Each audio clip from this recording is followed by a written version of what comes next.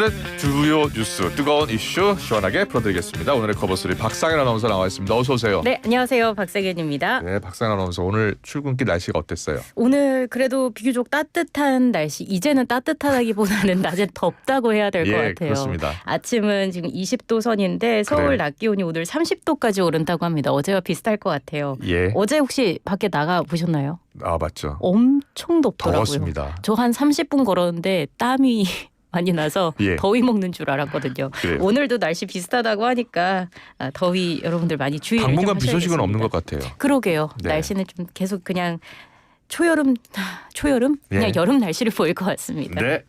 자, 대통령실 수석급 참모진 지금 인선이 계속 발표되고 있어요. 그렇습니다. 일단 어제도 이재명 대통령이 신임 정무수석, 홍보수석, 민정수석을 발표했습니다. 네.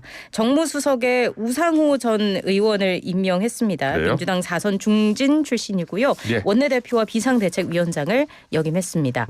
강훈식 비서실장은 우수석에 대해서 소통과 상생에 대한 확고한 철학이 있다고 설명했고요. 예. 또 오랜 의정 경험으로 국정 전반에 대한 이해가 높고 뛰어난 정무 감각을 겸비했다고 평가했습니다. 홍보소통수석으로는 이규현 전 JTBC 대표이사가 발탁됐습니다. 강 실장은 이 수석이 한국인 최초로 미국 탐사보도협회 특별상을 수상했고 예. 새 정부의 개혁 의지와 국민 소통을 이끌 적임자라고 강조했습니다. 그리고 검찰 사법개혁을 주도할 민정수석 자리에는 오광수 변호사가 기용됐습니다. 네. 김영삼 전 대통령 차남인 현철씨 비리 사건, 한보그룹 분식회계, 삼성 비자금 사건 등 그래요? 굵직한 비리 사건 수사에 투입됐던 대표적인 검찰 특수통 인사입니다. 오 수석은 검찰 안팎에서 두터운 신망을 받고 있고 이 대통령의 검찰 개혁 철학을 깊이 이해하고 있는 인사라는 게 대통령실의 설명이었습니다. 이번 대통령실 수석급 인선의 특징은 네. 해당 분야에서 오랜 기간 전문성을 쌓아온 인사들을 전면에 배치했다는 점이라고 볼 수 있을 것 같아요. 그래요? 예. 이렇게 좀 경험이 많은 참모들로 비서실을 구성하는 배경에는 윤 전 대통령 파면과 조기 대선으로 인한 혼란을 최대한 빠르게 수습해야 한다는 생각이 깔린 것으로 풀이가 되고 있습니다. 지나친 파격보다는 안정을 우선시하고 네. 별도의 현장 적응 없이 바로 투입이 돼서 일을 제대로 돌아가도록 하는 데 초점을 맞춘 실용주의 인사라는 평가도 나오고 있습니다. 그렇군요. 예. 오늘 오전 10시에는 비상경제점검 TF 2차 회의 이재명 대통령이 직접 주재하죠? 네, 그렇습니다. 대통령실 참모들을 비롯해서 기획재정부, 산업통상자원부, 국토교통부 등 정부 부처와 금융위원회를 비롯한 유관기관의 차관 및 정책 실무자들이 참석할 예정입니다. 네. 회의에서는 추경안의 구체적인 규모와 향후 추진 일정이 논의가 될 것 같아요. 일단 이 대통령이 취임 첫날인 지난 4일에 그 1호 행정명령으로 TF 구성을 지시했고 당일 저녁에 2시간 넘게 회의를 주재하지 않았습니다. 네. 1차 회의에선 추경 관련 논의가 있었던 만큼 2차 회의에서는 보다 구체적인 그런 규모와 일정이 논의가 될 가능성이 커 보입니다. 네. 일단 여권에서는 추경안 규모를 20조 원 플러스 알파로 전망하고 있습니다. 민주당 진성준 정책위의장은 일단 35조 원에서 민주당이 제안했던 35조 원에서 1차 추경 규모로 확정된 14조 원 정도를 빼면 한 20에서 21조 원 정도가 추가로 필요하다는 게 당의 기본 입장이라고 설명을 했고요. 네. 대통령의 의지와 정부의 재정 여력에 따라서는 그보다 더 늘어날 수도 있다라고 이야기를 했습니다. 그래요. 예. 경제 빨리 회복해야 합니다. 네. 경제를 살릴 수 있는 정책이 시급합니다. 이재명 대통령이 새 헌법재판관 후보군 3명을 추렸어요. 그렇습니다. 문형배 이미선 재판관의 뒤를 이을 대통령 몫의 헌법재판관 후보군을 확정했습니다. 네. 후보자는 서울고등법원 오영준 부장판사, 위광하 판사, 그리고 이승엽 변호사 이렇게 총 3명인데요. 오영준 부장판사는 우리법연구회 출신이자 진보 성향으로 알려져 있고 정통 법관 출신으로 윤석열 정부 당시 대법관 후보에 오르기도 했던 인물입니다. 위광하 판사는 대법원 재판연구관을 거쳐서 광주고법, 서울고법을 거친 중견법관이고요. 또 부장판사 출신의 이승엽 변호사는 2017년에 법복을 벗고 법무법인 LKB 대표 변호사를 지냈습니다. 이재명 대통령의 공직선거법, 위증교사, 대북 송금 사건 등의 변호를 맡아온 것으로 알려져 있는데 2018년 이 대통령이 친형 정신병원 강제 입원 관련 사건으로 재판을 받을 때도 변호인단에 이름을 올렸던 인물입니다. 그래요? 예. 이재명 대통령 변호사를 지낸 거예요? 네, 그렇습니다. 그래서 야권에서는 이 헌법재판관 후보자로 거론되는 거 부적절하다라는 지적인 거죠? 맞습니다. 국민의힘은 국가사법기관을 개인 로펌으로 만드는 것과 다름없다라고 비판의 목소리를 내고 있습니다. 서지영 원내대변인은 국민 절반이 이재명 대통령을 선택하지 않은 가장 큰 이유는 입법 독주에 더해 행정권까지 장악하게 되면 사법부를 좌지우지할 수 있다는 국민적 의구심과 불안감이 컸기 때문이다라고 이야기를 했고요. 의원들의 비판도 이어졌습니다. 나경원 의원은 단순한 보훈 인사를 넘어 잠재적 유죄 판결까지도 헌재를 통해 뒤집으려는 사법보험을 들겠다는 노골적 의도다 비판했습니다. 김기현 의원도 개인적 변호사비를 공직 자리로 대신 지급하는 부당거래에 해당할 소지가 농후하다면서 헌재는 대통령 개인을 방탄하는 하청 로펌이 아니라고 꼬집었습니다.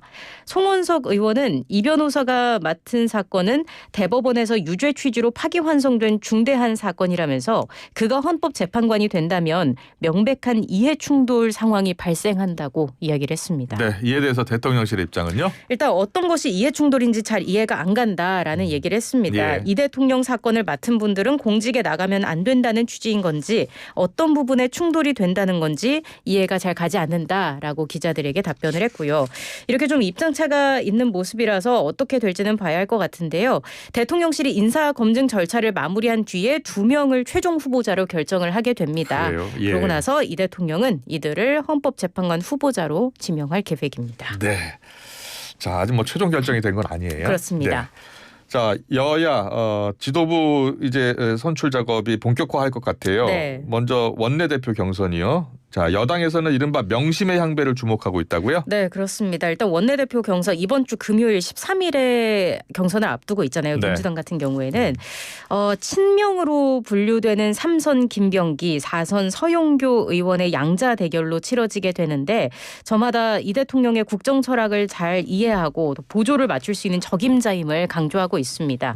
두 사람은 어제 이 대통령이 초청한 한남동 관저 만찬에도 나란히 참석을 하기도 했고 김병기 의원은 만찬 뒤에 SNS에 글을 올렸습니다.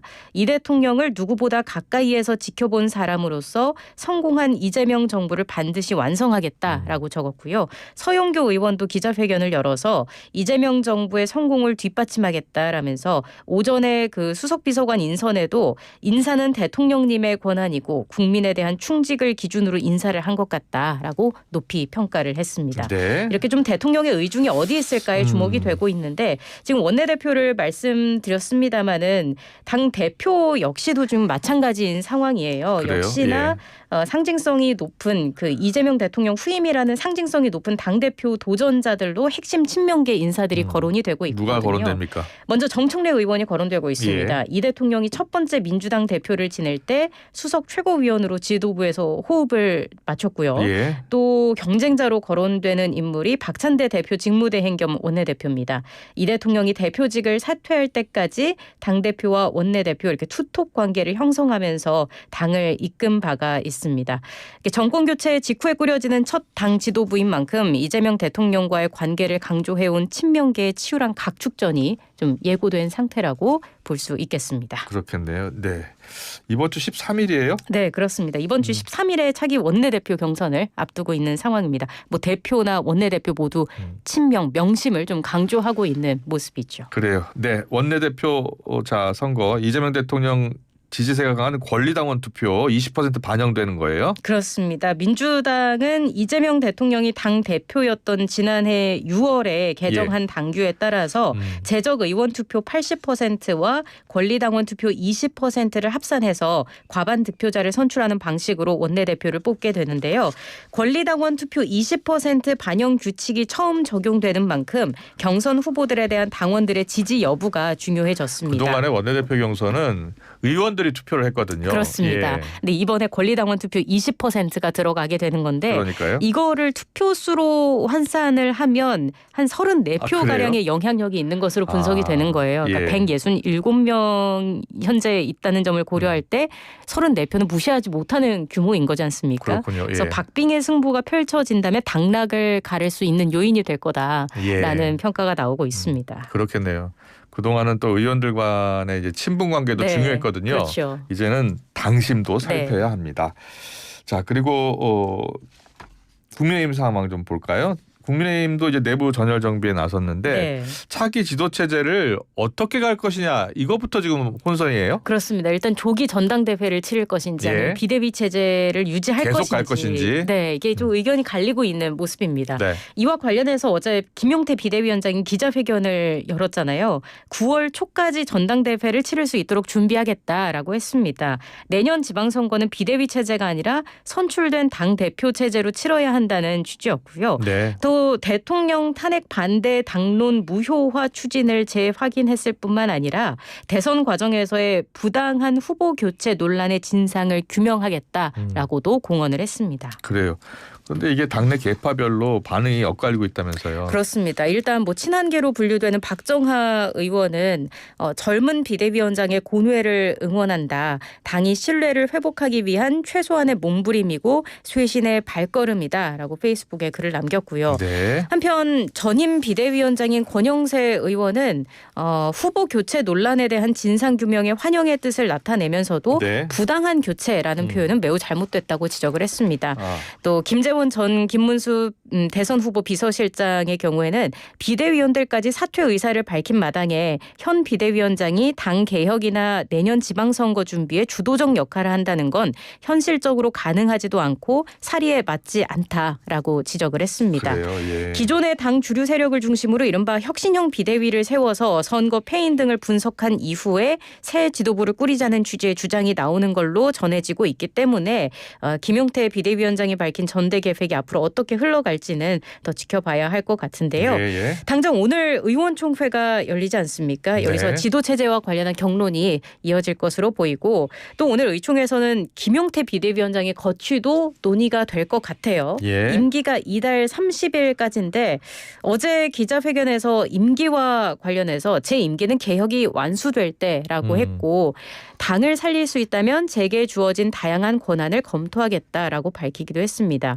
때문에 전국위원회 의결을 거쳐서 비대위 임기를 1회 한해 6개월 내에서 연장할 수 있다라는 당헌 규정을 염두에 둔 것 아니냐라는 해석이 나오고 있습니다. 예. 그래서 오늘 의총에서는 앞서 얘기해드린 그 비대위 체제 유지 문제와 함께 김용태 위원장의 거취 문제가 논의가 되지 않을까 싶습니다. 네. 사실상 이제 친윤계와 친한계가 당권 경쟁에 그렇죠. 나서고 있기 때문에 네. 지금 충돌하고 있는 거예요. 맞습니다. 오늘 의총에서 어떤 결론이 날지 지켜보고요. 김문수 이제 전 대선 후보가 됐죠. 네. 당권 도전설 계속 나오네요. 맞습니다. 김 전 후보가 대선 패배 직후에 연일 공개 행보를 보이고 있지 않습니까? 네. 그렇기 때문에 더 그런 것 같아요. 대선이 끝난 바로 다음 날 중앙선거대책위원회 해단식에 참석을 했고 5일에 캠프 해단식을 열고 6일에는 현충원 참배 등 공개 일정을 계속해서 소화하고 있습니다. 네. 또 국민의힘 김문수 전 대선 후보가 지난 대선 이후에 나경원, 안철수 의원을 잇따라 만났고 이 자리에서 공동선대위원장으로서 적극적으로 선거운동을 지원한 두 사람의 감사 표시가 있었던 것으로도 전해졌습니다. 김 전 후보는 다른 공동선대위원장들을 비롯해 자신을 지지했던 새미래민주당 이낙연 상임고문 그리고 손학규 전 바른미래당 대표와도 만남을 추진할 계획인 것으로 알려졌어요. 그래서 일각에서는 김 전 후보가 차기 당권을 염두에 둔 거 아니냐라는 관측도 나오고 있는데요. 일단 김 전 후보 측 관계자는 정해진 건 없다라고 선을 그은 상태입니다. 그래요.